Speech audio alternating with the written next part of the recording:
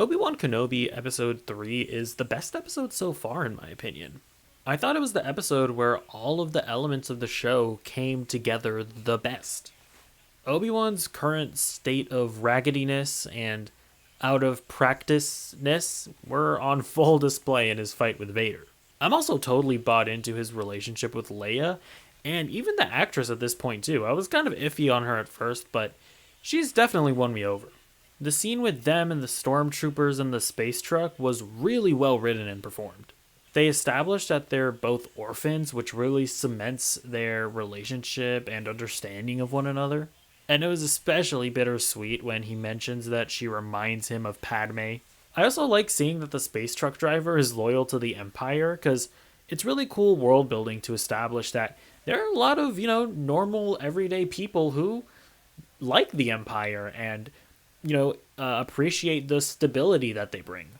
And I liked seeing on the other side the Imperial lady who was running like an underground railroad for Jedi.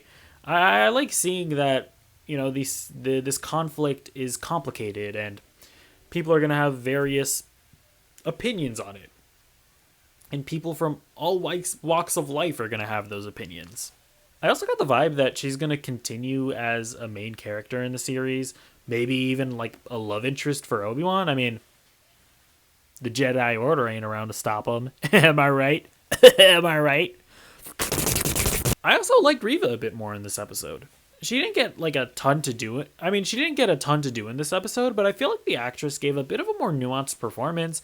I like the way that she played off of the other Inquisitors, and you could kind of see in her face that she was like, yo, Vader, you're going a bit too far when you snap that kid's neck. So I appreciated the performance of it a bit, if the character is more or less the same.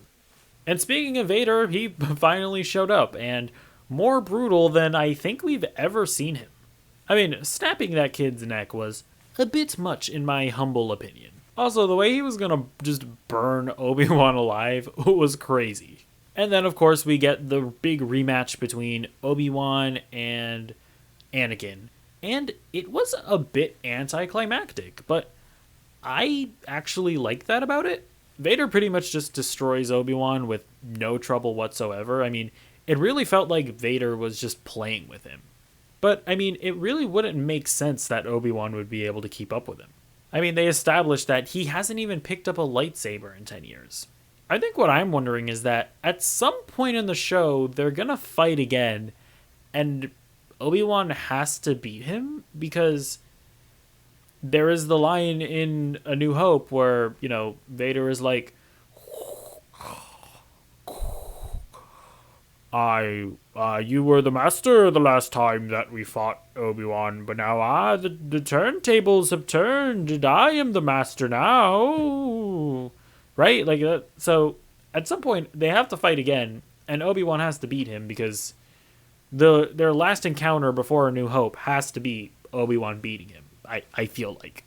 So presumably at some point in the show, Obi-Wan is gonna get his mojo back and he's gonna beat Vader. I just hope that it's believable, because at the state that he's left in this episode especially, I'm like, how are they gonna justify that? But we'll see. My one nitpick about the fight is that at the end, the lady like shoots a canister or something, creating like a wall of fire between Vader and Obi-Wan.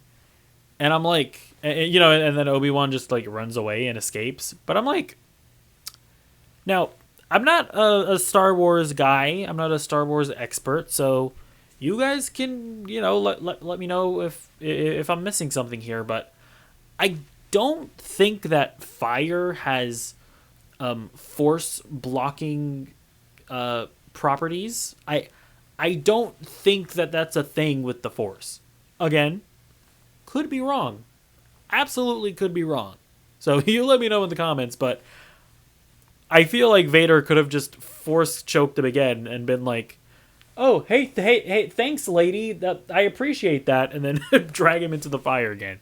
So that was my one nitpick, but overall, I really enjoyed the fight. And then there were two Easter eggs that I guess are important to mention. They mentioned the guy called Voss Quinlan when he's in like the hideout. that was a guy from the Clone Wars animated show where they were like, I remember they were like stranded on an island or something, and then Voss Quinlan lived on the island and he helped them out. I don't remember too much about what he's about, but they name dropped him, so I'm assuming he'll maybe not show up in this series, but maybe in another of these Disney Plus Star Wars series. And then we also got the name drop of Obi-Wan Kenobi's brother. I also don't think that that's a coincidence. Like, again, I don't know if we're going to see his brother in this series, but presumably in another series we might get the Obi-Wan Kenobi's brother showing up, or maybe it was just a thing to sort of flesh out the tragedy of Obi-Wan.